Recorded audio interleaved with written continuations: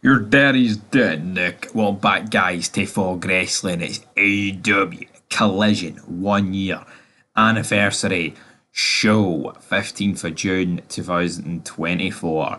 Oh, hell yeah. Going up against Clash at the Castle, going up against the Euros.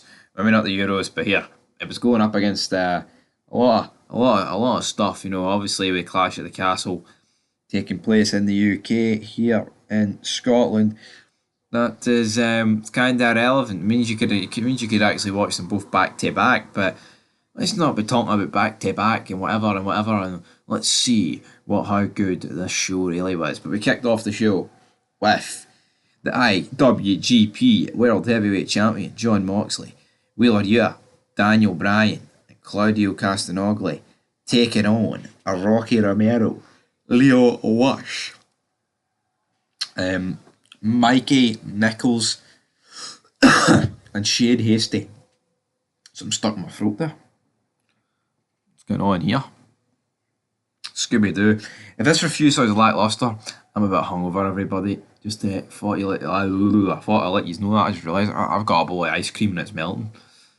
Not exactly ideal, but of course the Combat Club pick up the victory, man. Can we really be surprised? I mean, it's just a throwaway match. Collision just seems to be the show where you've got these throwaway tag team matches, and in this case it was a 4-on-4 throwaway match. But anyway, we've got the Acclaimed up next. Usually the Acclaimed. We're so fucking lame. We absolutely suck. And one of us literally sucks. What's up? Alright, just absolute jobbers. They call the Young Bucks the Young Cucks. I'm about to kick it old school.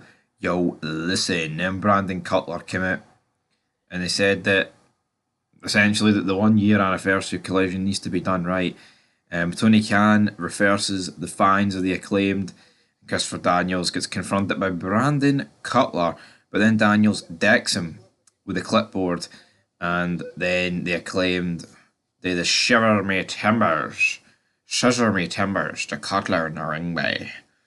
Cringe. We then have Thunder Rosa taking on Deonna Purrazzo in a no disqualification match.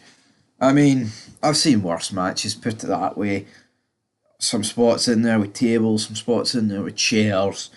Not really an awful lot going on.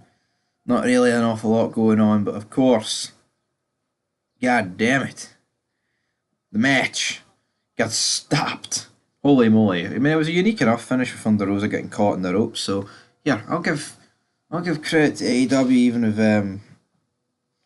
no one else really thinks they deserve it. To be fair, we then have CML with Gates of Agony taking on Dalton Castle.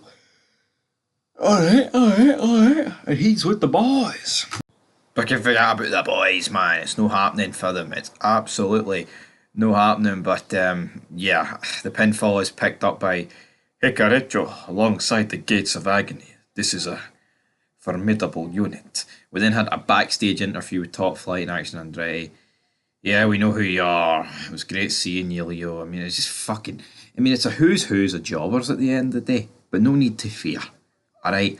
Because what we had up next was Christian Cage's Father Day special. I thought this was brilliant. He's like, it's sad when Nick's biological father passed, but you know what? It was the best thing that ever happened to you because it led you to me.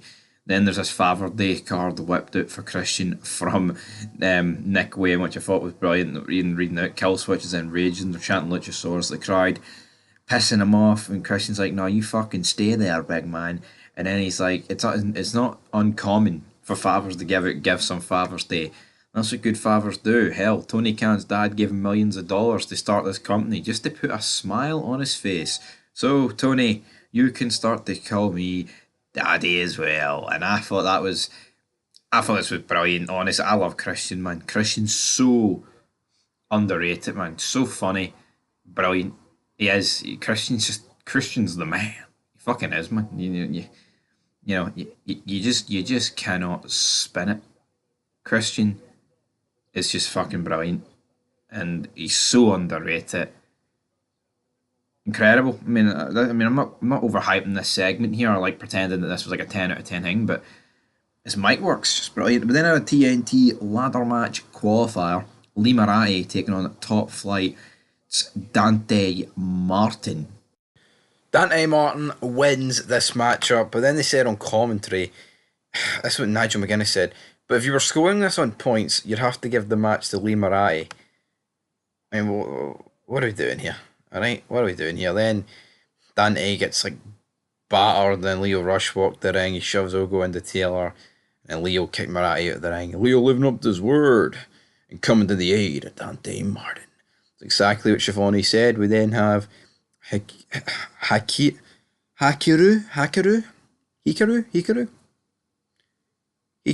Shida announcing that she's officially entering the Owen Hart Foundation Cup tournament.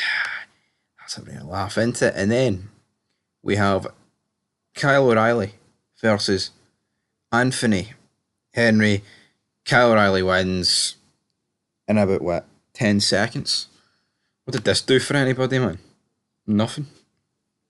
But then in the main event with a trios match, we had the Bang Gang, Juice Robertson and the Guns taking on House of Black, Brody King, Buddy Matthews, and Malachi Black.